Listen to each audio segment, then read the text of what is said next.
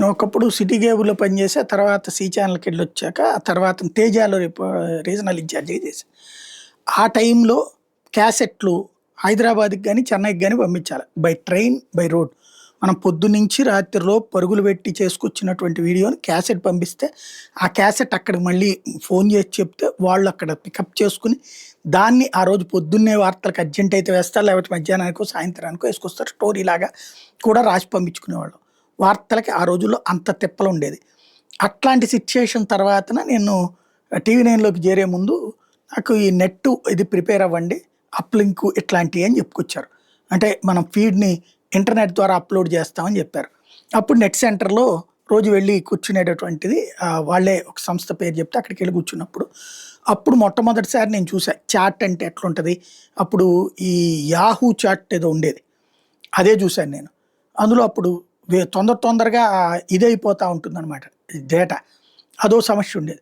Plus YouTube అన్నది అప్పుడు చూసా నేను. బట్ ఆ తర్వాతన మళ్ళీ పెద్దగా చూడలేదు. నేను తర్వాతన జెమినీకెళ్ళిన టైంలో ఇది చూసేటటువంటి సందర్భంలో దాన్నేమంటారు డెస్క్‌టాప్ పెట్టుకొని చూసే సందర్భంలో యూట్యూబ్‌లు తెలిసినియి. అప్పుడే కొంత అవగాహన వచ్చింది. బట్ దాని మీద ఎక్కువ సేపు కాన్సంట్రేట్ చేసేటటువంటి ప్రయత్నం చేయలేదు. అప్పుడు న్యూస్ కూడా ఉండేది కాదు. ఎంటర్‌టైన్‌మెంటే ఉండేది. ఈ న్యూస్ ఛానల్స్ పెట్టినటువంటిది కూడా యూట్యూబ్‌లో చూసుకునేది తక్కువ ఆ రోజుల్లో.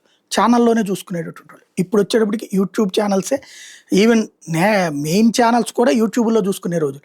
ఈ ఇంపాక్ట్ గత 6, 7 ఏళ్లలో మారినటువంటి పరిణామాల ఇంపాక్టు ఏదైతే జియో వాడు డేటా తీసుకొచ్చి ఇవ్వడం బిగిన్ చేశాక ప్రారంభమైనటువంటి అతిపెద్ద మార్పు. ఇప్పుడు 10,00,000 మందికి ఉపాధి, 21,000,00,00,000 డబ్బులు గత 3 ఏళ్లలో ఇచ్చామన్నటువంటి యూట్యూబ్ చెప్పింది. మొన్న యూట్యూబ్ ఇచ్చినటువంటి డేటా గురించి మాట్లాడుకున్నాం. అయితే ప్రస్తుతం చూస్తే ఇంకా పెరిగేటటువంటి పరిస్థితి ఉందని అంచనా వేస్తోంది. భారతదేశాన్ని క్రియేటర్ నేషన్ అని అభివర్ణిస్తోంది యూట్యూబ్ ఇక్కడ. ₹850,00,00,000 రాబోయే రోజుల్లో ఇక్కడ సృజనాత్మకత మద్దతు ఇవ్వడం కోసం పెట్టుబడులు పెట్టడానికి కూడా ముందుకొచ్చింది. ఓవరాల్‌గా చూస్తే యూట్యూబ్‌లో 100 మిలియన్ ఛానల్స్ ఉన్నాయంట. గత సంవత్సరంలో భారతదేశం నుండి ప్రొడ్యూస్ అయినయే 100 మిలియన్ల ఛానల్స్, యూట్యూబ్ ఛానల్స్ కంటెంట్‌ని అప్‌లోడ్ చేసినాయి. అట్లాగే మిలియన్ సబ్‌స్క్రైబర్లు అంటే 10,00,000 మందికి పైగా సబ్‌స్క్రైబర్లు ఉన్నవాళ్ళు కేవలం 15,000 మంది. అంటే 15,000 కూడా ఎక్కువే గతంతో పోల్చుకుంటే కనుక 10,00,000 పైన సబ్‌స్క్రైబర్లు ఉన్నటువంటి వాళ్ళు 15,000 మంది. అదే సందర్భంలో అంతర్జాతీయ ప్రేక్షకులు గత సంవత్సరంలో భారతీయ క్రియేటర్ల కంటెంట్ 45 బిలియన్ గంటలకు పైగా వీక్షించారు. ఇది భారతీయ కంటెంట్ ప్రపంచవ్యాప్తంగా ఎంత ప్రభావం చూపుతుందో అర్థమయ్యేటటువంటి అంశం. ఓవరాల్‌లో యూట్యూబ్‌లో చూస్తే ప్రధానమంత్రి నరేంద్ర మోడీనే అతిపెద్ద రికార్డు. అత్యధికంగా సబ్‌స్క్రైబర్లు ఉన్నారు. 25 మిలియన్లకు పైగా సబ్‌స్క్రైబర్లు ఉన్నారన్నటువంటిది ఇక్కడ గుర్తించాల్సినటువంటి అంశం. అదే సందర్భంలో రాబోయేటటువంటి రోజుల్లో మరింతగా ముందుకు దూసుకువెళ్ళేటందుకోసం ఏర్పాట్లు చేసుకొస్తుంది. యూట్యూబ్‌కి సంబంధించినటువంటి భారతదేశంలో ప్రత్యక్షంగా, పరోక్షంగా 7.5 లక్షల పూర్తికాలపు ఉద్యోగాలకి మద్దతు వచ్చింది మా వలన అన్నటువంటిది యూట్యూబ్ చెప్పుకొస్తుంది. 2021 నాటి అంచనా ప్రకారం ఆక్స్‌ఫర్డ్ ఎకనామిక్స్ వాళ్ళు చేసినటువంటి విశ్లేషణ ప్రకారం చూస్తే యూట్యూబ్ ఇంపాక్ట్ రిపోర్ట్ 2021 అన్నటువంటిది వాళ్ళు తీసుకొచ్చారు.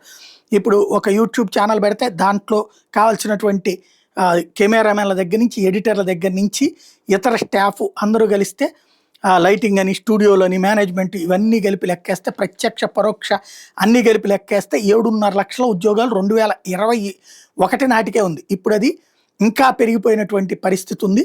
ఓవరాల్‌గా చూస్తే భారతదేశంలో అత్యధిక నికర విలువ కలిగినటువంటి టాప్ 10 యూట్యూబ్ ఛానల్స్ లెక్కలు కూడా చూస్తే వాళ్ళు 665 కోట్లు అత్యధికంగా తన్మయ్ భట్ లాంటి వాళ్ళదైతే స్టాండప్ కామెడీకి సంబంధించి, గౌరవ్ చౌదరి లాంటి వాళ్ళు ఏకంగా 356 కోట్ల రూపాయల దాకా సంపాదించినటువంటి వాళ్ళు ఉన్నారు.